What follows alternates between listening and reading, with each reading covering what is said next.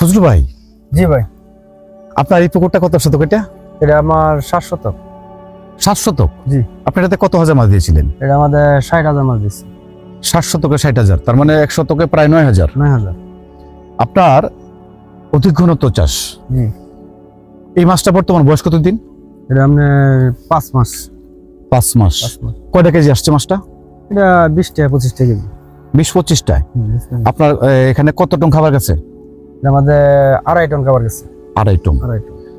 আপনি এটা মাসিক পরিচর্যা কিভাবে করছেন? শুরুটা কিভাবে করছেন? শুরু হলো আপনার জীবাণুনাশক দিই, উপনাশক দিই, তারপর হলো আপনার জীবাণুনাশক দিই, তারপর হলো আপনার গ্যাসের ডোজ দিই, তারপর হলো আপনার প্রোবায়োটিক দিই। এইভাবে শুরু করছেন। আপনি চুনটা কিভাবে দিয়েছেন? চুন ব্যবহার করেন? চুন আমার ডাক্তার আইনে মাপাই পেঁয়াজটা, তারপর লাগলে দিই, আর নাহলে দেই না। এইভাবে চুনটা ব্যবহার করছেন, অর্থাৎ প্রয়োজন হলে দেন, না দেন না। এখন কথা হচ্ছে, আপনি যে এই যে অধিক ঘনত্ব চাষটা করছেন ছোট্ট পুকুরে, একটা ছোট্ট পুকুর, এটাতে আপনি 60,000 মাছ দিয়েছেন। এটা কিভাবে আপনার এটা যুক্ত হলেন? এটা বিষয়টা হইলো, আমি অনেক জায়গা দেখছি, আমাদের অঞ্চলে রুল ভাই আছে, সোনুরার অনেক পুকুর ছোট ছোট আছে।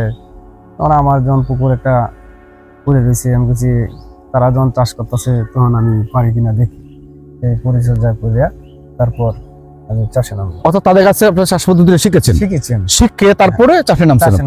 আপনার পুকুরে যে এত পরিমাণে গাছ, এতে কোনো সমস্যা হয় না? না, কোনো সমস্যা হয় না। এই তো আপনার গাছের পাতা পড়লে তারপর কিছুদিন পর পর সরাই দিই।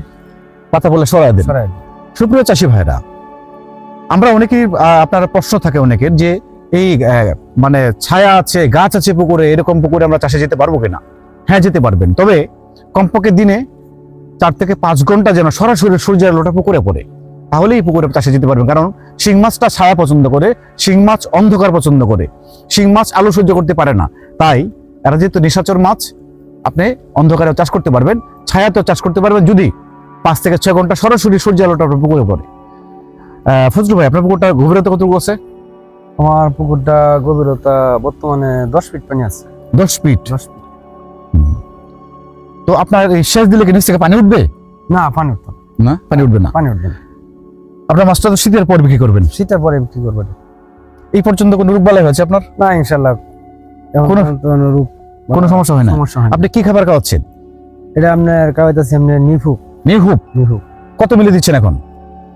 এটা আমি আগে নার্সারি খাওয়াইছি, তারপর এখন পর্যন্ত আপনার 1 মিলি খাওয়াইতেছি। এখন 1 মিলি? বাবা। সুপ্রিয় চাষি ভাইরা, এটা নেত্রকোনা সদর উপজেলার চল্লেশা ইউনিয়নের লাইট গ্রামের ফজলু ভাইয়ের পুকুর। ফজলু ভাই নতুন একজন উদ্যোক্তা। উনি ইউটিউব দেখে অনুপ্রাণিত হয়ে রুহুল ভাইয়ের মাধ্যমেই এই চাষ পদ্ধতিতে যুক্ত হওয়া। রুহুল ভাইয়ের পরামর্শেই উনি এই পদ্ধতিটা করছেন। তো শুরুতেই মোটামুটি আলহামদুলিল্লাহ পুকুরে পরিবেশ ভালো, মাছও ভালো। দোয়া করবেন আপনারা যারা শুরু করবেন, অবশ্যই ছোট্ট পুকুর নিয়ে শুরু করবেন।